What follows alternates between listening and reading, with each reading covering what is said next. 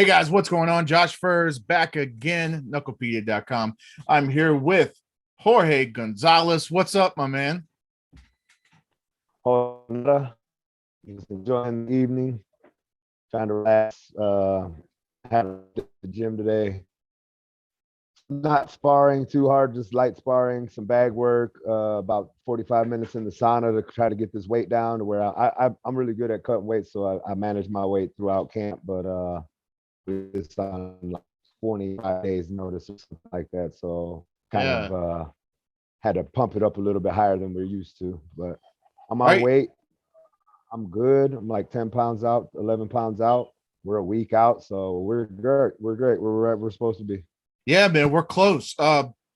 Dude, do me a favor, because this is our first time talking. So I'm super pumped to be talking to you, man. And you're one of the OGs, right? You were on BKFC too, and to see, you know, damn man, when how far it's come, because we've been covering since the beginning, actually before the first BKFC, and just to see where it's come in the last 3 years, man. Like here we are now. You're got Paige Van Zandt and Rachel Ostovich and all these crazy people wanting to come now and take off the gloves, man. Like uh you know what do you contribute to that, man? Like, how surprised are you? Are you shocked at all that this sport is taken off as much as it has?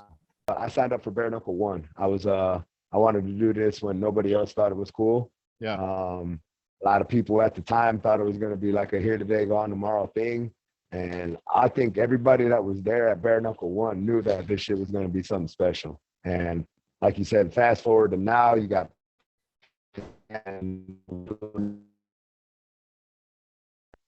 guys coming over from London out here to fight our guys. Arnold Adams fighting a guy from overseas. You had Good John just came over here and went against Palomino.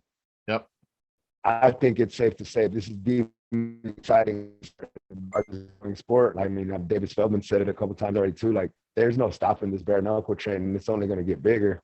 People want to see fights that got action, and that's all you're going to get here at bare knuckle.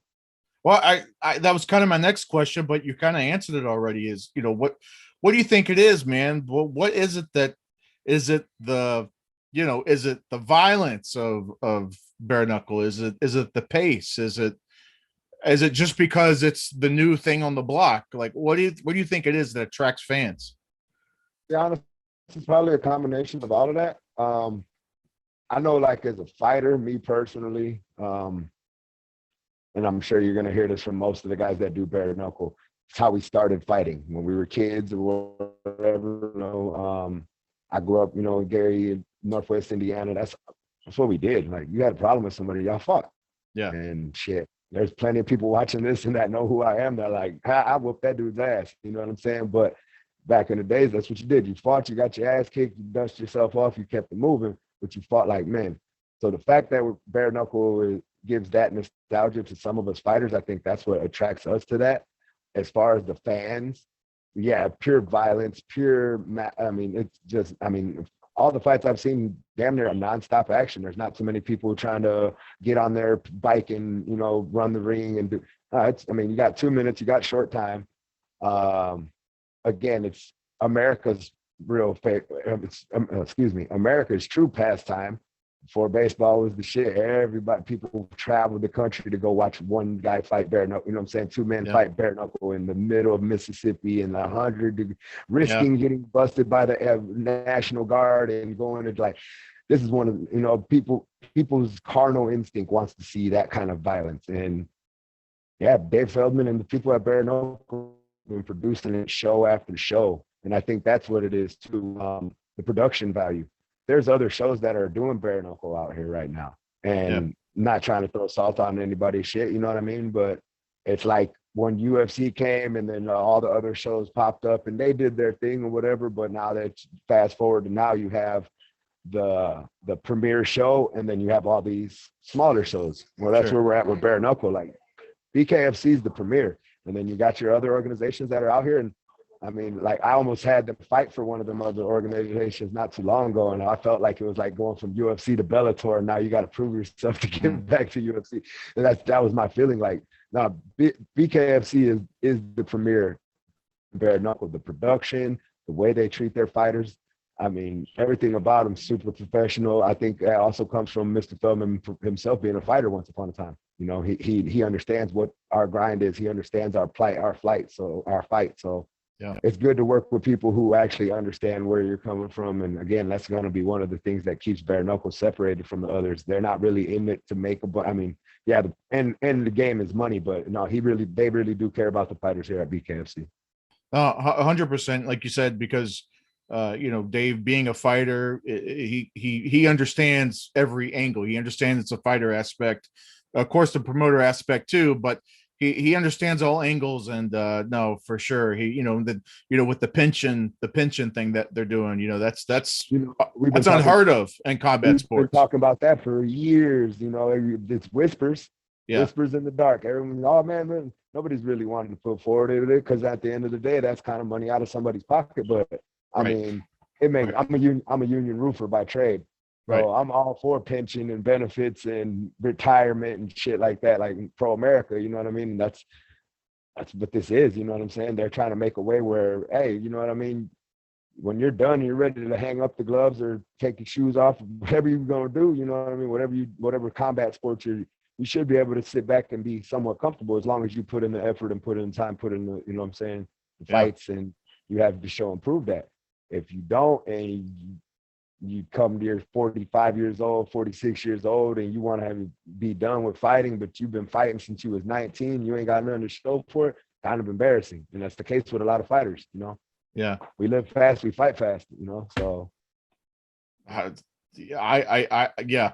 don't know if there's too many better analogies on that. You're right. You live fast, you fight fast. Like, it's over, man. Life you started, like you said, 16, 17, 18. The next thing you know, you're 45, and scars keep getting uglier. And I mean, you want something for your time you put in, basically. Yeah, 100%. Who is there anybody out there in MMA, boxing, bare knuckle? Who do you, when someone's on the card, you see their name on the card and you're like, oh shit, I can't miss this fight? Who is that for you?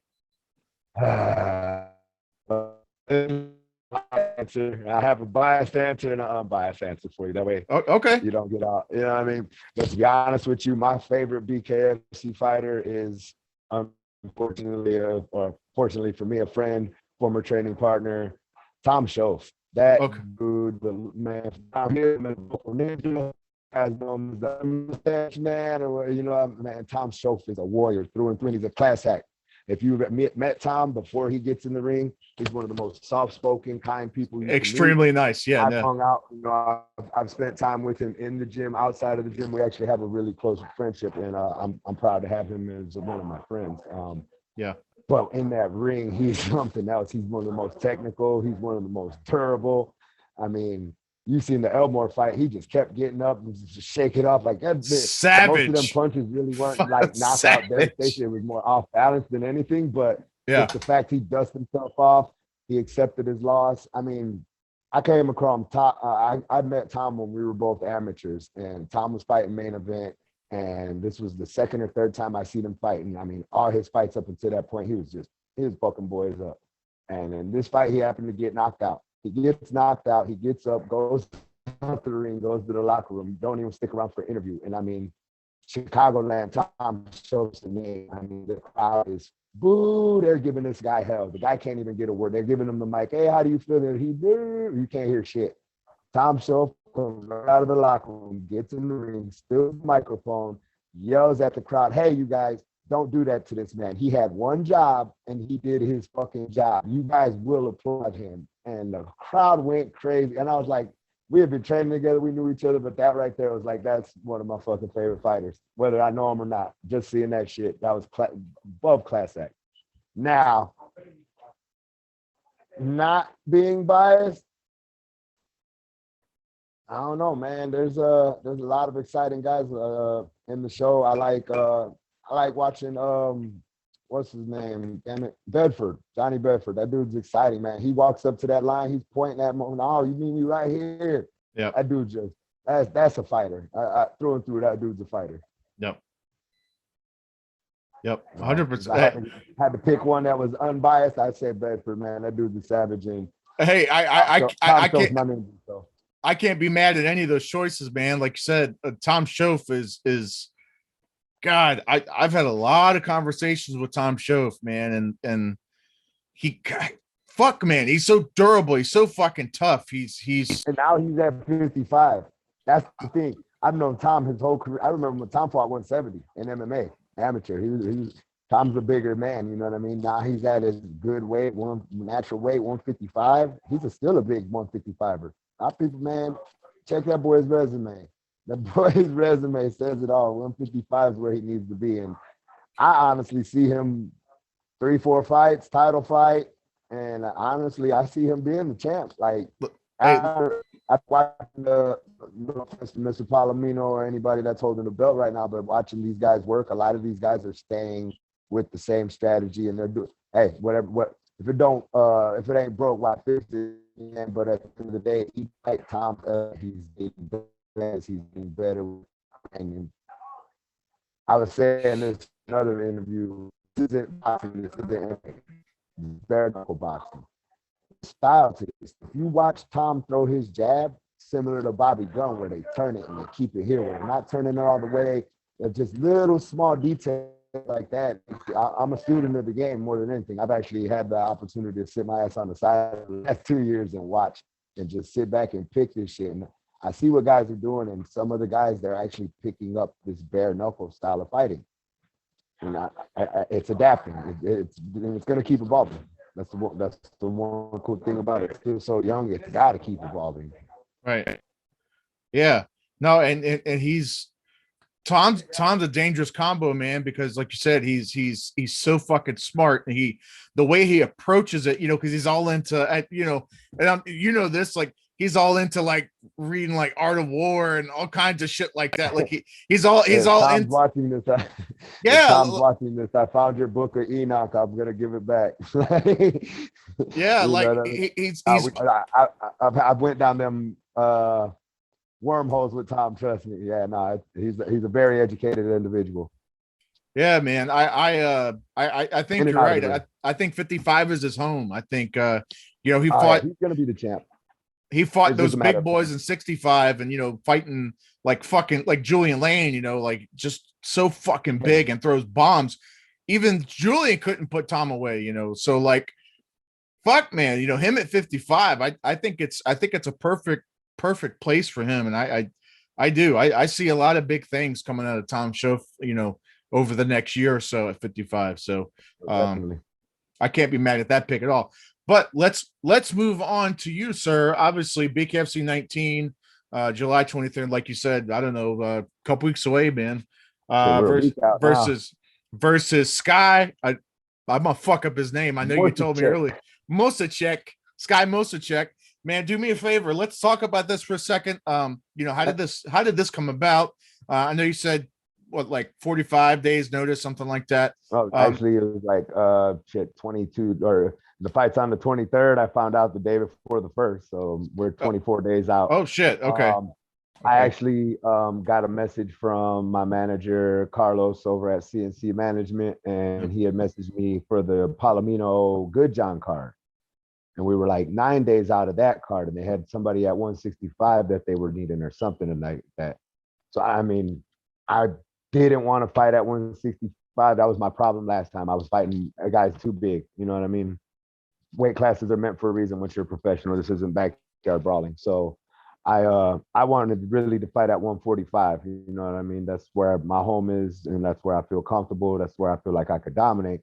But I accepted, and then Monday came around, and unfortunately that fight never came to fruition. So fast forward, I'm literally just sitting at home like, all right, well, bills are piling up, fights ain't happening. Union roofer, the summertime's our season. Like, I'm just gonna dive into work a little bit more and just don't even worry about the fight shit right now. Just when it happens, it happens. Because I mean, there was a time I was fighting twice a month,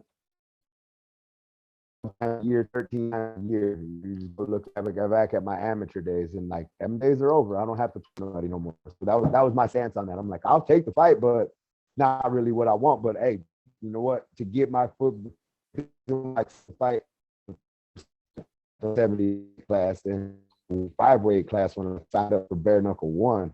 I wanted my foot in the door. I'm like, shit, I don't care how to get in here. Whoever they put in front of me, we gonna do it. Win, lose, back at the weight with the full camp, etc.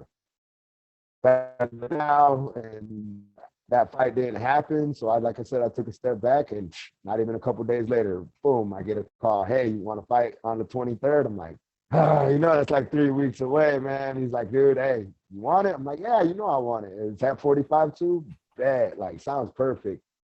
Guys from Tampa, blah blah blah. He's a veteran MMA fighter, yada yada yada. Hey, whatever. Honestly, at that point when I signed the fight, I was super stoked, happy. I had been in camp, but like I was training. I wasn't in the camp yet. Going to the gym, staying in shape, just keeping the body in motion. And now that we found out we have a fight, we turned it up, and we're gonna be more than ready on the 23rd. Like we're 7 days out from weigh-ins, and like I said, I'm 10 pounds away from weight, so weight cut's gonna go smooth. My first fight, I was still training kind of like an MMA fighter when I fought Harris. So like this fight, I've actually stepped back, went to a boxing gym. I'm over at Schuler's Stable in Gary, and I just started taking I took up a friend on an offer to come out to Chicago it's called Let's Box. It's on the South Side, ran by a bunch of Chicago PD. And I went out there and added a couple of things to the arsenal. I'll be actually working with one of their guys tomorrow in the morning and evening. I mean, I literally took a step back and seen what I was doing wrong. Dude, I no, boo, there's days like I'll take the kids class, and I'll take the kids class, but I'll be in the gym room with the kids that are 12, 13, 14, learning footwork and just simple, the shit that I didn't learn as a fighter, because honestly, it was, hey, you want to fight Friday, George? Sure, go fight, win, lose, or draw. Hey, man, you did pretty good. You ain't all busted up. You want to fight next Friday? Sure, what are y'all playing? Like I had a time in my career where that's all it was. Now I can actually sit back and learn some shit and actually apply it. It ain't learning an arm bar and we're going to try it on this guy next week when we fight. And right. I'm actually learning things. I'm actually in the gym. I'm happy to learn too. You know what I mean? But there's time where sometimes you just get cocky and you don't think you have to be in the room as much. Like there's days where I was going in the gym and I hadn't been in the gym in a month because of my work schedule or whatever. And I go in there and I spar with somebody and I do well. And in my head, I'd be cocky. Like, see, I ain't been in here a month. I ain't got to do the work. And that shit came back and bit me in the ass. You get comfortable. It happened to me when I was an amateur. I became a champion and got comfortable. And the next couple fights got the shit kicked out of me. So being comfortable, learning from them old lessons, finding a new gym, that actually caters to what I'm doing now. Keeping the old stuff that I learned at the old places and applying it, the old Jeet Kune Do, absorb what is useful, discard what is useless, and add your own. So yeah, that's really my mentality for this. Well, you were talking about, like doing the kids classes, man, like talk about basics. The last BKFC card, Pearl Gonzalez, she fought, Teresa Segala. There was nothing fancy Pearl did. It was all basics. It was just basic jab. There was nothing fancy about it. There was nothing, it was what it was, but it was basic and it got the job done. It won the fight. Keep it simple, man.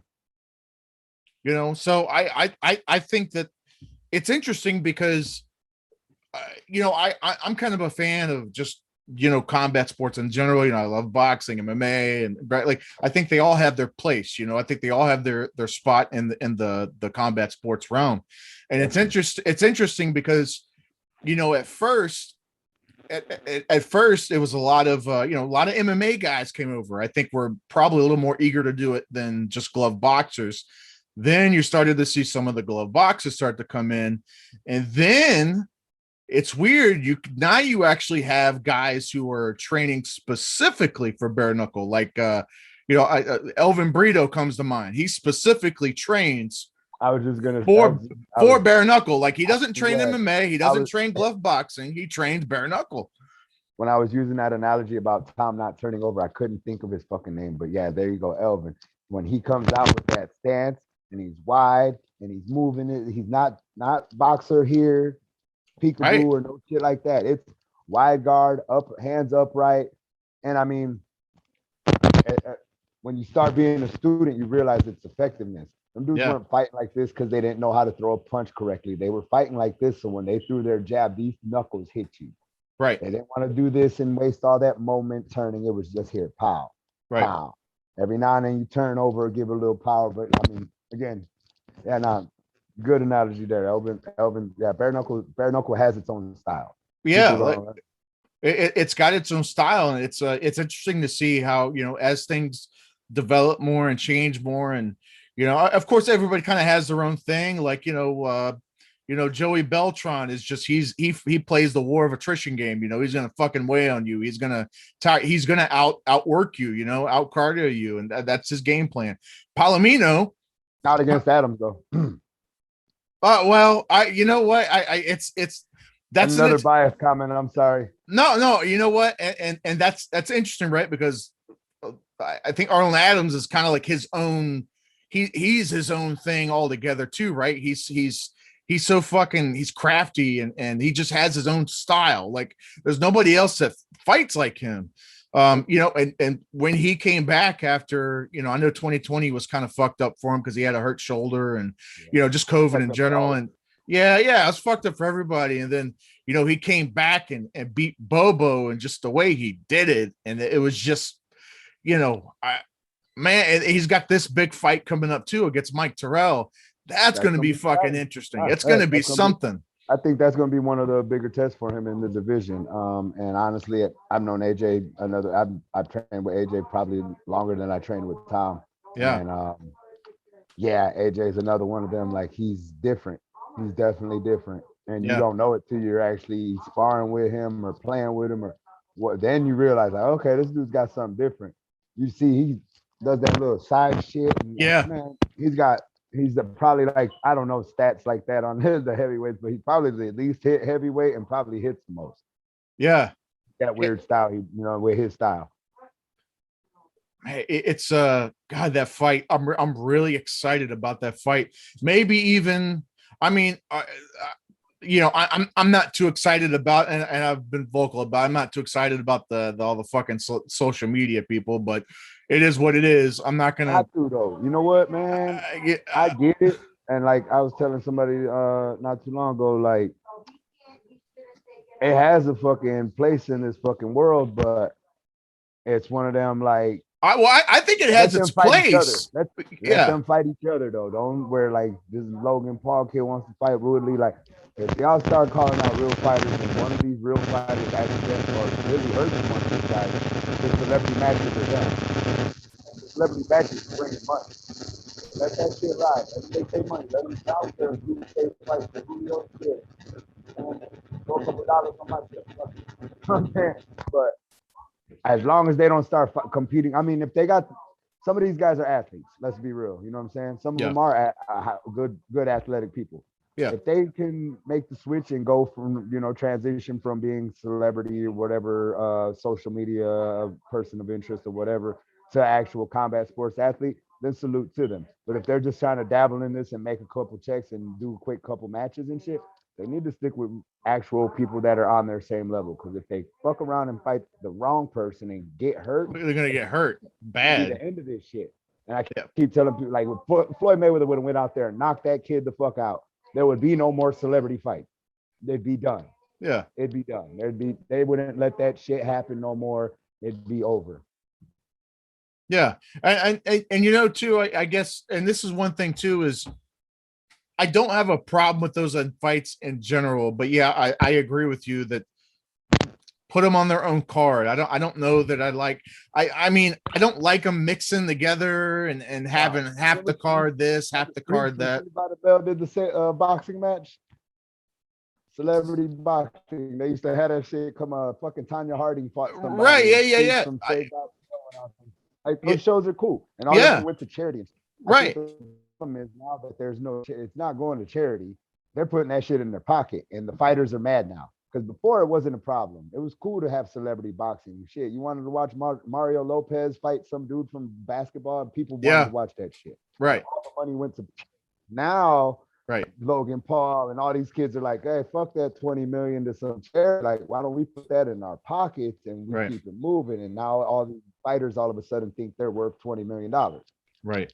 And I mean, at the end of the day, if you don't got 1 million followers or whatever the hell the criteria is, you don't deserve that kind of money. I don't, you know what I mean? Unless you got a phenomenal record and you're putting up numbers and you could understand this is a business. You have to be able to talk, have to be able to have to be able to, you know what I'm saying, command that microphone. You have, you know what I'm saying? You can't just come in and just do your thing and just never say nothing. You're not gonna make no money. That's why Anderson Silva and George St. Pierre and all them guys never made no money because they were quiet. You also can't come out here running your mouth, not there to back up. Right. You know, so you got to have that healthy balance. No, 100%, man. 100%. There's good points all the way around. Yeah, I mean, I think the card is killer. It's fucking stacked. I'm pumped for that for the AJ Mike Terrell fight. That's August 20th, right? No, that's on the July card. Oh shit, no, AJ. Yeah, I'm sorry. I was thinking. Yeah. No, that fight's on the July card. Yeah. No, it's I'm fucking pumped for it. You know my week, so yeah, my brain's a little off. You're good, dude. Trust me, I have those days every day. So you're good. I understand. I completely understand, man. Well, look, man, hey, do me a favor. Shout out any sponsors or anybody you want to shout out, please. Tell people where they can find you on social media, stuff like that. Definitely. Well, first off, my manager over at CNC Management, Carlos, you're the man. He's the one that booked this fight. He's the one that put us all together. Without him, I probably wouldn't be back fighting. It came a point where I was just trying to get a fight, and just nothing was shaking. So thank you, Carlos, everybody over at CNC Management. You guys are awesome. I want to thank my sponsors over at Smoking Ease Barbecue, man, Iron Bird Fitness, man, shit, I got a list somewhere, damn it. Y'all all know who y'all are. You can find me on Facebook at Jorge TheGladiator Gonzalez, Instagram Gladiator Gonzalez, Snapchat, you can't have that. We're gonna be here. We're gonna be here for a long time. I feel at 145, I will be not only a contender, but someone that you're gonna be looking at to either be contending for that belt soon or holding that belt soon. And I'm a firm believer that believe in the laws of attraction, manifesting things of that nature. And I spoke this shit into happening. Like I really talked about this, the way it was going to happen, how I was going to fight, who I was going to fight, where I was going to fight. I could go back and screenshot this whole conversation between me, Nate, the matchmakers. Like I made this shit happen in my head, man, to be honest, you know what I mean? So I'm just ready to live it out, you know what I mean? And show everybody, like I told y'all. I fucking told you, a lot of people don't believe me. They think I'm bullshitting, but it's cool. All I have to do is show and prove. Everything else is gonna happen in its time. And I'm here to stay. 145, future champ, gladiator. I know what it is. Hey man, look, I fully believe like the laws of attraction stuff, man. Like positive attracts positive, negative attracts negative. I'm 1,000% into that, man. So man, that's I think you got a great story, man, and we need to tell more people about it. And I look forward to you fighting, man. 145, and I can't wait for the card. I can't wait for your fight, and I appreciate you for taking the time, brother. And I know every second is precious, especially as we count down counting down to that weight cut and counting down to the fight, man. So I've already today I see was it. my last fat day. So I went and splurged with the kids, man. We went and got some tacos and milkshakes and shit and just hung out. You know what I mean? Tomorrow we not start the diet, but we actually lock down the diet and keep everything on point. And just the rest of this week's gonna be nuts. That's it, brother. Well, look, man. Brothers, AMG Music, Ironbird Fitness, Schuler Stable, Smoking Ease, Chicago Cartage Company, the first ever marijuana lounge where you can go sit back, listen to some good music, choke on some doobies, and have a good time. They got good food. They got good people down there. So check out Chicago Cartage Company too. They just opened. Unfortunately, I can't indulge right now. We got this fight coming. Right. When we done, we gonna have an after party at Chicago Cartage Company also. So hey, that sounds good, man. party when I get back in town up in Chicago, we're gonna be there. Hope to see everybody out there. I appreciate everybody for tuning in, and I can't wait to get this on, man. I'm so stoked, and this is gonna be history in the making. Well, look, man, like I said, I appreciate your time, brother, for real. And like I said, it was a pleasure talking to you, man. We got to talk again soon.